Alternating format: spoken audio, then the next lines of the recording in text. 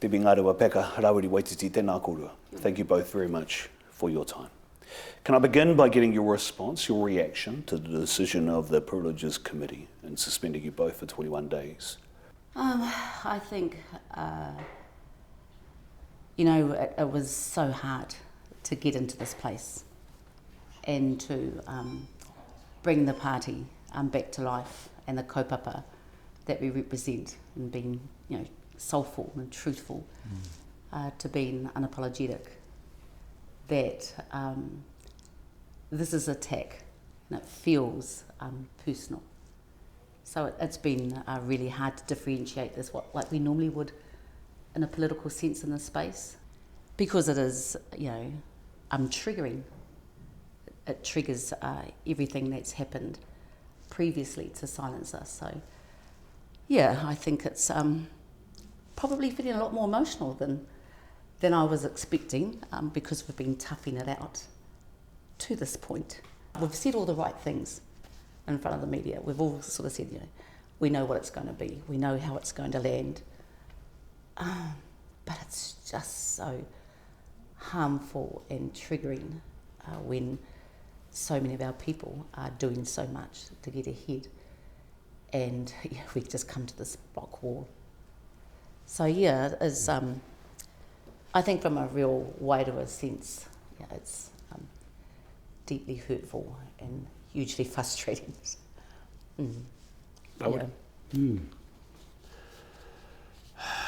First of all, tuatai kei te tangi ki tērā o tātou, ki arapera. Kia rapera. Kia pita. Nāna tēnei waka i tārai. Me pēra pēr te kōrero, kia tūturu, kia whiti ki whakamaua. Tuatai ka tangi atu ki tērā o tātou. Me te nui o ngā mate. Huge sacrifice. To get this waka back on the water and sailing. And I didn't want to come here with cliches or political lines, because it all comes from a headspace. Ahua makariri tērā wai. So I'm going to try my best to talk from my puku. And my puku is telling me that I think about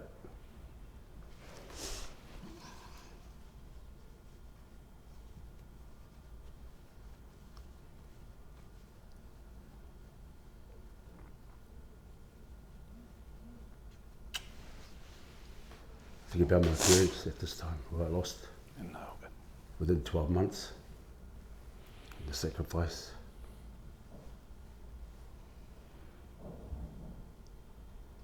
My babies.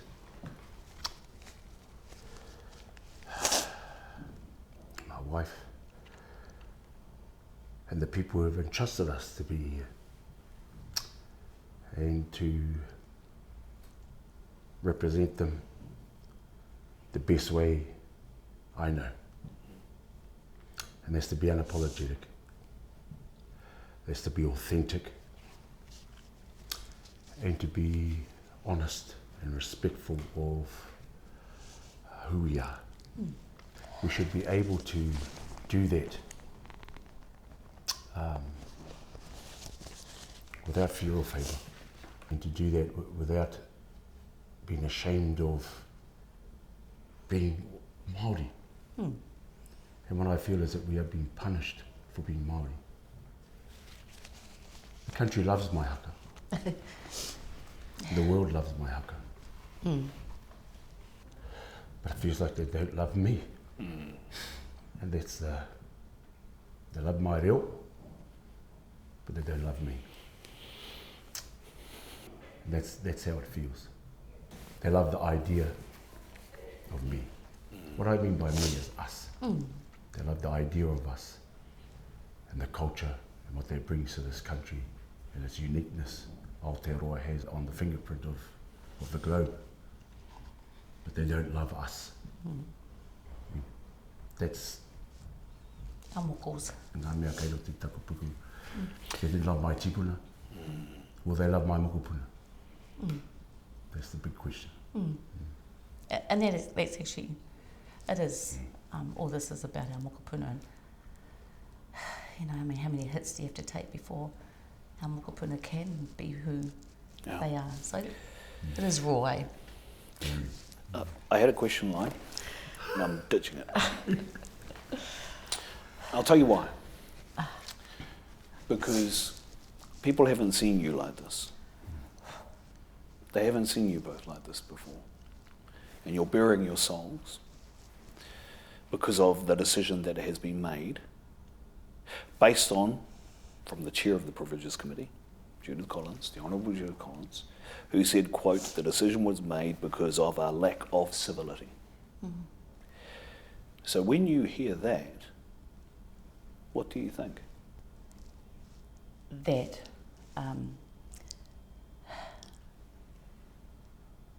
we've got a long way to go to continue to protect our mokopuna, to show that we're the most regulated people in the world with our tikanga. They are the most civil, dignified, beautiful people in the world. And the fact that the highest voted, politically appointed people are highest profiled, no doubt, when we look at Hana-Rawhiti, having to prove how civil we are in that space. God, imagine what our kids are enduring on the ground. I think the whole wording and the attitude, how personally offended they are by us just actioning from our gut to the cruelest piece of legislation that's been in here. Long story short, I think it just shows us exactly what they think about us, that they still see us as a bunch of unruly people that they need to put back into order, back into their sense of being. And I think that's, there were words chosen that it wasn't really the print, it was the ahua of what not only we've seen and experienced in the last 18 months, but those are truly deep-rooted attitudes that we're never ever going to change. Do you both see this not just as an indictment on you as parliamentarians, but on us as a people? It's not is that about what us. you're saying? Yeah, it's not about us. It's got nothing to do with politics. For Judith, it becomes very personal. And if you can see how this government has been running, and I think this is also an opportunity for her to also, because the question was about her and her comments.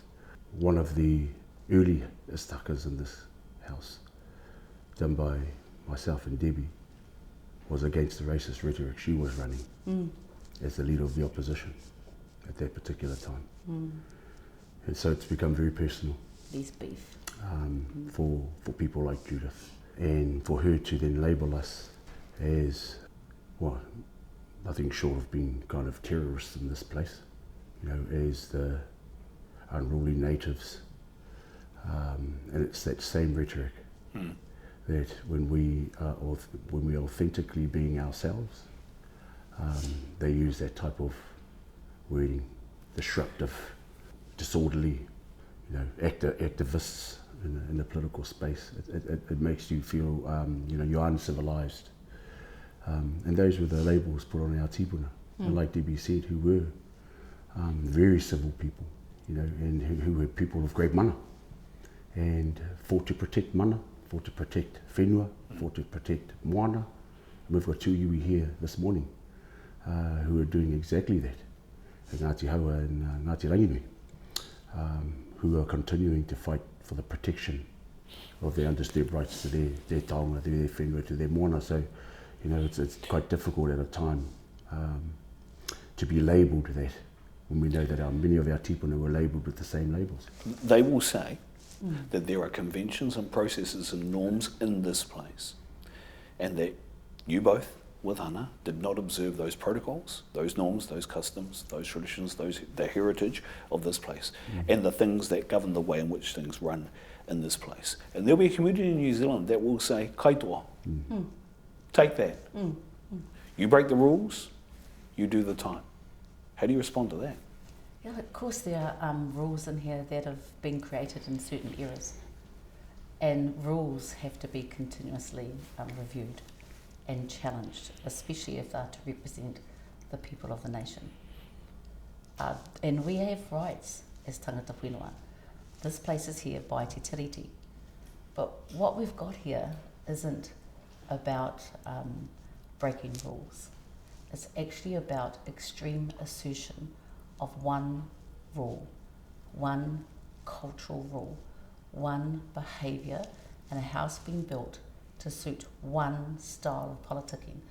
We had a privileges committee that had 50% of those in the committee disagree with it. So this was never about following the rules of the house. It was actually about peers, reviewing peers and making a decision on whether this justified that reaction, and also where does tikanga fit in this house. And we need to be really clear, this has never been about testing the rules from this privileges committee. It's actually about slapping the whip, putting those natives into line.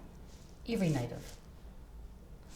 And if this was just about us two, but actually what we're seeing is a decree for every native in Aotearoa, whether they be political, whether they be in the takatapu community, whether they be in the hauora space, whether they be in the pay equity space. This is a government whipping itself and flexing. And Judith, through the Privileges Committee, has flexed because it's been personal, because she sees us as, again, that unruly bunch of natives that need to quickly shut up and behave this way. And that's not something that this place should be asserting. So, we always know we have to push the rules, and we encourage our rangatei, as we've been taught by our tupuna, to continue to believe in the assertion and the dignity of your tikanga, to be tikanga-led. We were tikanga-led during COVID response when we saved everybody, when we took the weight off the health system. Māori were good in their tikanga-leading approach then, but when we try to tikanga-lead in too many spaces, we get back to that. And that will be the thing, right? People will say, there's no place for tikanga in this house. So why try when it leads to a result like this? I'm not worried about the result. I'm worried about the impact of the result and the impact it has on our people out there. This particular result, I'm very proud of, and I will do it again in a heartbeat, and I will never apologise for conducting myself in the manner, and in Te Ao Māori's very respectful manner. But you talk about the impact. The impact on our people. So you've got now 3 electorates been impacted by these sanctions. That won't have a voice. That won't have a voice. On big issues that are coming up in the next few days on regulatory standards, bill, the budget, and other issues that are coming up. And they don't have their people, you as their representatives in the House speaking on their behalf. Given the impact of that, as you say, how does that leave you feeling now that their voices will be lost at really critical and important times? Well, it's 250,000 people whose voices have been silenced. Māori people. And so we have got our electorates, our Waikato, Hauraki, Wairiki and Te Taihauauru, and you look at the Māori population in there, and not just Māori, there's a lot of tangata tiriti that count on our voice. We're trying to lift everybody out of poverty. When the tide rises, everybody rises with it. And so this is not just isolation to Māori development, absolutely not. This is about caring for community. And I just want what DB said about the COVID. We had Pākehā people living in Te Whānau up and we blocked those roads, who were really proud of the efforts because they were looked after as well. And that's the type of Aotearoa hau that everybody wants to see, that everybody is welcome, everybody is fed, everybody is housed, everybody is cared for. And so the impact of 21 days of silence, I think there will be residue left from that particular explosion of an overreach, I believe, of the Privileges Committee to silence 250,000 Māori in our electorates, but many, many non-Māori who rely on Te Pāti Māori as their voice in the political space, because we make sense to many of them. They want to belong. They believe in treaty justice. They want an Aotearoa home that does welcome everybody, that does house everybody, that does feed everybody, and that does care for everybody. And so, you know, we are not sorry for what we did, but we understand that the impacts over the next 21 days is going to be felt, because the Regulatory Standards Bill is one of the most destructive and dangerous bills I have ever seen, and this country will ever see. The Treaty Principles Bill was about changing the interpretation and the text of Te Tiriti o Waitangi. The Regulatory Standards Bill absolutely annihilates it out of any legislation, out of any accountability to Te Tiriti o Waitangi that this country believes it has. And relationships will be severed. This will take a long time for this country to heal from the Regulatory Standards Bill. So to take out the two leaders and to take out the other voice that had 1 billion views around the world, it's intentional, it's deliberate. This has taken nearly 6 months to get to this, and they've taken us out before budget, and they've taken us out before the Regulatory Standards Bill. It's absolutely deliberate. I have no hesitation about saying that. Just one final question from me, because you both represent Māori electorates, and there will be those people who will be wondering what they do now without the voice of their people in the House of the Nation here at Parliament. Debbie, what is your message to the people of Te Tauhawauru who will be wondering what they are going to do now without their Māngai, without you as their representative? My first message is to give them my love, my heartfelt love for all the tautoko that they've given us since November, all the way through to get us in here. What have they said since they heard yesterday? Since yesterday. First of all, we've had an overwhelming amount of our whānau offer tautoko, offer koha. They realise that there's a financial implication. They're wanting to activate, obviously, and they've been asking via, what do we do, how can we help? I think the first thing is that we have to do everything we can, whānau, to get those of our people who aren't enrolled. Roll them on the list, or roll them on the electoral Māori vote, be able to make sure that we are explaining to them what's coming down the channel. So we've got submissions that we're going to need to do again. We're going to need to go and follow, so we may not be in the House. We're a party of 6, so we've got some other voices in the House.